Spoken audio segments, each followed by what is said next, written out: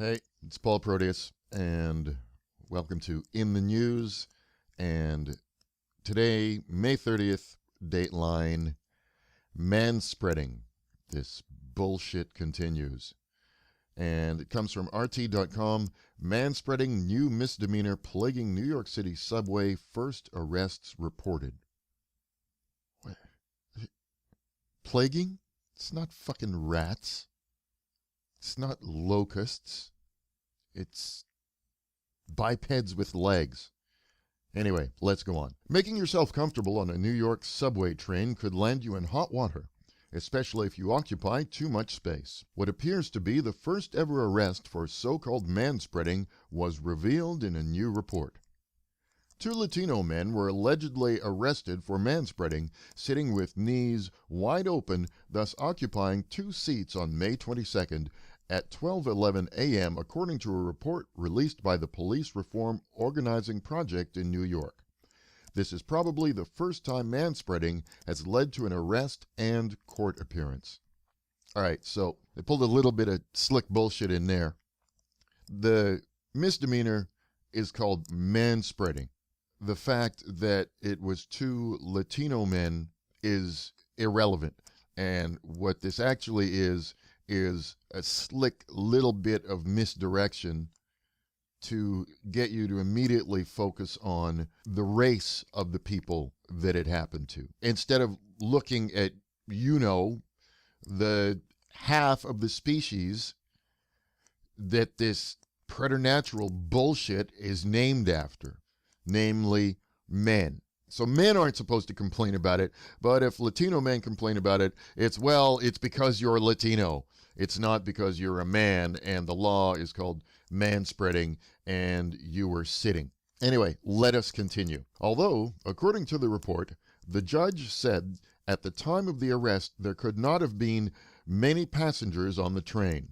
And, well, crazy judge trying to use common sense and shit. She nevertheless slapped the two men with an ACD, which means that charges against them will be dropped if they don't get arrested for a fixed period of time, the report says. Now, obviously, it's not made clear what that fixed period of time is, but in a worst-case scenario, it could be a long-ass time. And just imagine you're a poor person, which means you're more likely to be stopped by the police, and you've got one of these manspreading charges against you. That adds a whole extra layer of bullshit to this. And I have difficulty believing that the judge had no discretion at all. Like, she couldn't have said, what is the fucking point of this? You're wasting my time. In January, the Metropolitan Transit Authority rolled out an ad campaign reminding men to mind the gap and keep knees closer together while seated on public transport. Entire blogs have been created to document the culprits who don't comply. Public shaming? Even actor Tom Hanks was publicly shamed, being called the new face of manspreading, which is kind of bullshit, really. Because if something has a new face, then it had to have an old face. But up until this bullshit started, people just generally accepted that this was one of the things you have to deal with when you're riding public transit, no matter where you are. Hanks excused himself, saying that the train was half empty. However, given what the judge did earlier in the story, Tom's rationale wouldn't have mattered. That excuse didn't work for the two men arrested in May, though. Robert Ganji, director of Police Reform Organizing Project, which compiled the report, says the NYPD is criminalizing a subway etiquette faux pas as an excuse to issue more fines and arrest people, most of whom are poor minorities. Now, this is another slick little piece of bullshit. Arrest more people, most of whom who are poor minorities. Okay, are most of them poor minorities? Yes, but you use the word people instead of men. So you're trying to evade the issue, because it should really be the NYPD is criminalizing a subway etiquette faux pas as an excuse to arrest and issue tickets to more men, most of whom who are poor minorities. But I guess we're not supposed to look at that. And he had this to say.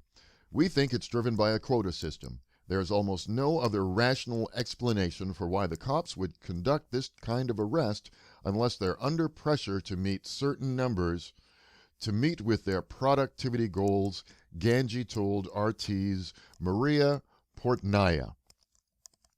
All right. The case with the two Latino men allegedly arrested for manspreading is in a PDF file containing 117 vignettes on disrespect and abuse at the hands of NYPD officers over a period of several years.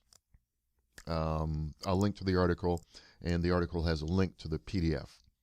According to reports, the NYPD has allegedly issued more than 1,400 summons for manspreading this year.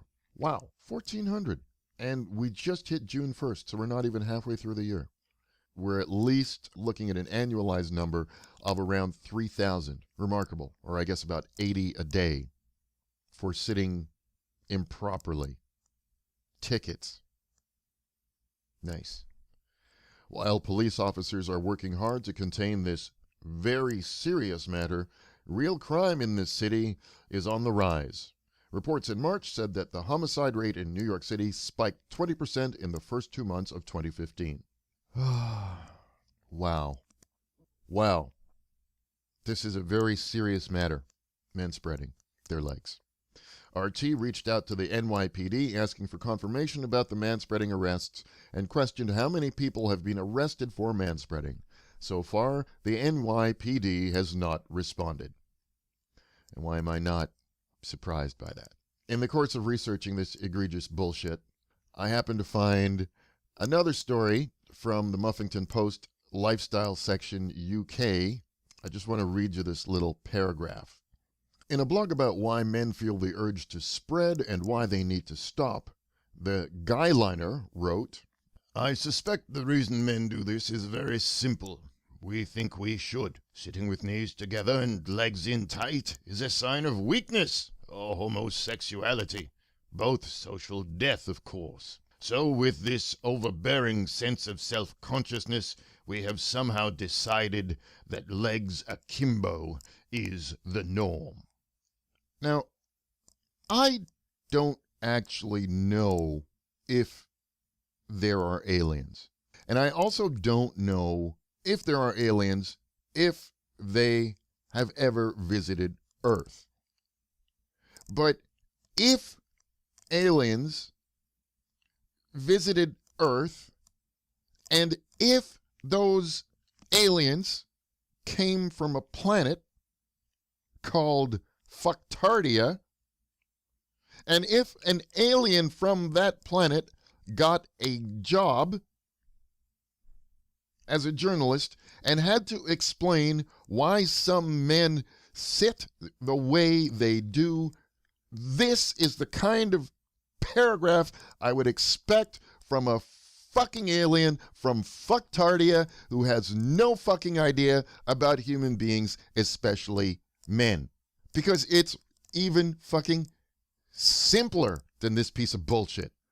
Why do men sit like that? Because it's more comfortable.